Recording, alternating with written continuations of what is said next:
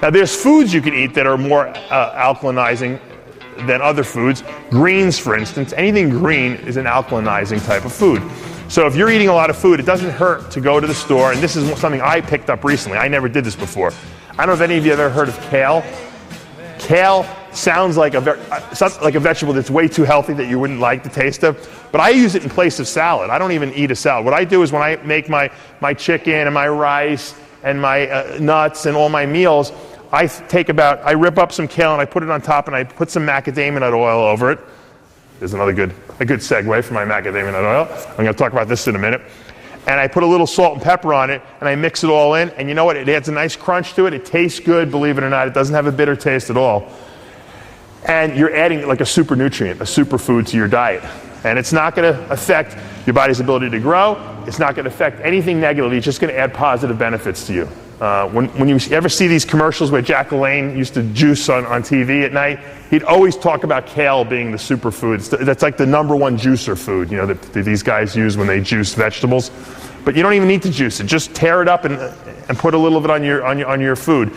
They sell it in any supermarket as kale. I'm telling you, you guys will thank me. It adds a nice flavor to your food. Since I mentioned macadamia nut oil, let me talk a little bit about this. I had Nicholas Perricone on my radio show. He's a big advocator of macadamia nut oil and good fats. And I started talking about this so much, the use of macadamia nut oil, that I noticed I couldn't find it anywhere. And the problem was that there's growing seasons for the stuff, and not that many people produce macadamia nut oil. This was about a couple years back. And so I was talking about it so much that someone from South Africa emailed me and told me that their uncle owned the macadamia nut ranch, believe it or not, and they made macadamia nut oil. And that's how this came about, believe it or not. But what are the benefits of macadamia nut oil? Macadamia nut oil is as healthy, if not healthier, than extra virgin olive oil. It contains just as much monounsaturated fats. As a matter of fact, it has more monounsaturated fats, which are your heart-healthy fats, which are your good burning fats. Now, for people who are looking to burn weight, burn body fat, think about burning body fat as a fire, okay? If you squirt lighter fluid on the fire, it will burn brighter and bigger. That's what monounsaturated fats do to our metabolism. When we introduce them into the body, even in a dieting state or a non-dieting state, it stimulates your metabolic rate, okay? That's a good thing. So by adding calories, we could actually lose more body fat.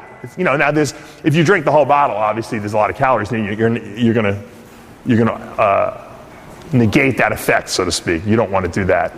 But if you add a tablespoon 3 times a day to your food, you will be shocked at how your body looks. You'll get leaner, you'll have more energy, and you know what? When you go to the doctor and he runs your cholesterol profiles and your inflammatory markers, you're going to see they're way down, okay? The excellent thing about macadamia nut oil over extra virgin olive oil is, #1, it tastes great. It has a butter-like taste, which extra virgin olive oil has a little bit of a bitter taste. But most importantly is you can cook with this stuff. You cannot cook with extra virgin olive oil. Any of you guys here who are true Italians, your mother, your grandmother never cooked with extra virgin olive oil. They always added it afterwards for taste. Because when you cook with extra virgin, it burns. And it ruins all the health benefits and it ruins the taste. Mac oil, very high smoke point. As a matter of fact, over Christmas, I made chicken cutlets. I haven't had a fried chicken cutlet in about 20 years. I made them using macadamia nut oil for the oil in the pan, and you know what? The oil didn't burn. They tasted great. They were light. They didn't bother anyone. No one got indigestion after, and they tasted delicious because Mac oil has a great taste. So if you guys want to try it out, you might want to try my Mac oil. Another important thing to remember, I noticed there was a brand on the market of Mac oil by Now, N-O-W, and it was really cheap. And I was like wondering, what's the deal with this stuff? It was in a plastic container. And then I realized why. Never buy an oil in plastic containers, because oil, being fat soluble, will leach the plastic polyfluorocarbonates into the oil itself, and it'll make it no good. Obviously, you're going to get toxins in here. Never put oil in plastic, always in glass. Very important. Now that I went backwards, I usually start with how to build muscle and how to burn fat. I'm starting backwards because I felt that this detoxification speech was important. Now, how do we actually build up toxins in our body? Okay, well, in order to build muscle and burn fat, we all know that you need to ingest protein, okay? Why do we need to ingest protein? You probably heard me say this a million times, but the body has no storage facility for protein. What that means is that if you eat 100 grams of protein right now and then don't eat all day, you're not going to be able to save this stuff up for later. Your body can only use so much protein in a given period, and then you need to re-ingest it again. Now, if your body needed some fat to use right now for fuel, you have fat cells that store fat. If your body needed some glycogen, some glucose, some carbohydrates essentially, for a fast explosive movement, you want to run across the street, your body has glycogen stores in the muscles and the liver. But there's no storage facility for protein. So if you go to the gym and you haven't eaten all day and you break down muscle and you still don't eat all day, okay, your body needs to get the amino acids from somewhere to repair this broken down muscle tissue. What it's going to do, it's going to break down your lean muscle tissue, that hard-earned body muscle that you walk around with, and it's going to use that to rebuild your body, which is analogous to being on a desert island and being starving and eating your arm for food, for sustenance. Yeah, you would not be hungry anymore, but you don't have an arm now. So as bodybuilders, as physique athletes, as people who want to build lean muscle tissue, if you want to build lean muscle tissue, you don't want to just go up and down, you need to consistently consume protein every 2 to 4 hours, depending on whether you're man or woman, throughout the day that you're awake. Very important point to make. It's very hard to do that by eating food meals all day long, okay? Because who the hell wants to eat 6, 7 food meals a day? It's the preparation time alone is crazy.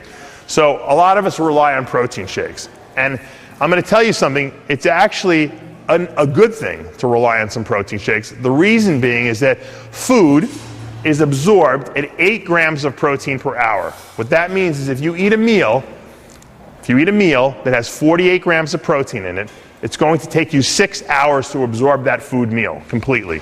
That's just the way the body works. However, if you would have taken a protein supplement, a protein powder, specifically a whey isolate, which is about as pure as it comes, your body would absorb 48 grams of protein in about 15 minutes because there's no digestion required of the stuff. It's pretty much in a pre-digested state. So if we made a graph, okay, of blood protein levels, okay, and we ate a food meal, we would notice the graph would do this. It would gradually increase, and it would stabilize, and then it would do this until the meal ran out, and then it would go down. If you eat a protein shake, or if you drink a protein shake, I should say, you're going to get, it's going to spike up immediately, up very high, and then it's going to come right down. So if you combine your meals to be meal, shake, what you'll have is this gradual rise, and then every other meal you'll get this huge spike from your protein shake, and you'll always have a high baseline level because there's always going to be food in your body. That's the most efficient way to build muscle and to sustain muscle when you're dieting. Meal, shake, meal, shake.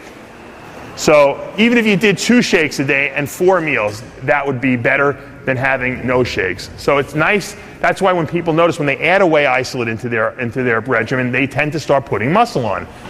It's not that they're adding more protein, it's that they're kind of giving their body like a fuel injection of protein. Now, people who eat, then there's the people, and you guys might know some of these people, you might even be these people, who drink protein shakes all day because they don't have time to eat or they don't like food, supposedly. And what these people notice is that they kind of grow initially pretty good, and then they have problems gaining weight or losing weight necessarily, because the fact that what happens is they're getting huge spikes, but then they're getting huge drops. So there's points in the day where you have no amino acids in the body. It makes it hard to grow when that happens, okay? So you really need to combine both. Now, what kind of protein do you want to use? When I first set out to make my protein shake, and there's a whole story behind it, but I'm not going to go into it because I think I've told it before. When I first went out to make a protein supplement, I said, look, I want to make a protein supplement that I could use. Knowing that I'm very lactose intolerant, which is an inability to digest the sugar, milk sugar, lactose, that you find in all dairy products, okay? I said, I got to make a whey protein that has no lactose in it, or virtually no lactose in it. The only proteins on the market that do that are what we call pure whey isolates, okay? There's 2 types of proteins, essentially. There's actually 3, but 2 types of whey proteins on the market, one being a whey protein concentrate that still has lactose in it, And then there's a whey protein isolate that has no lactose. The lactose has been completely removed. The isolate tends to be more expensive because it requires additional filtration processes. What most companies do is they combine the two of them together. They put 80% concentrate, 20% isolate. The reason they do this is they can say that there's an isolate in there. And what happens is you drink the shake, and if you drink enough of them, you wind up saying you're getting gas from it, you get diarrhea from it. Some people don't have problems with lactose. Most adults do. And what happens invariably is most people say, I'm not going to drink protein shakes anymore because I don't like the way I feel. And some people just think that protein shakes by definition cause this to happen. But if any of you have used a good whey isolate, okay, you'll know that it doesn't cause it to happen. And a good way to test if you're using a good whey isolate is when you mix it in water, it should mix relatively easy with a spoon. That means it's got very little lactose in it. I set out, when I first created Isolyze, I said I want the purest whey isolate on the market. But I also knew that people wouldn't use the shake if it didn't taste good. But I wasn't going to compromise by adding more fat or adding sugar to make it taste better. So it took a very long time to come out with this product, and it took a lot of money on our part, and it's a much more costly product. But Isolyze is probably the purest whey isolate on the market. One 30-gram scoop of this stuff is 27 grams of protein, 0 fat, 0 carbs. And you know, any of you who have tried it can attest to the fact that it sits very well in your stomach. And it's something that you look forward to doing, especially while dieting. I mean, here's our newest flavor, chocolate peanut butter. We can't even keep it in stock. It's so popular. If any of you have tried it, you'll know what I'm talking about. But this stuff doesn't taste like it's got nothing in it. But this is 27 grams of protein. There's 0 fat, and I think there's 1 gram of carbs in here, just coming from from fiber. So give it a shot. When you go shopping and you shop for whey proteins, always look for an isolate. Okay? Always look at how many grams of protein you're getting per scoop size, and make sure your scoop size is within the 29 to 30 gram range. If you're using a 40-gram scoop size, obviously, that they're cheating then. Okay? You get what you pay for. It really is what it amounts to. If you're using a whey concentrate and it's upsetting your stomach, you're probably malabsorbing 50% of the protein that you're consuming. So here you are thinking you're getting a good deal, but you're really not. Love me 2 times, baby. Love me twice today.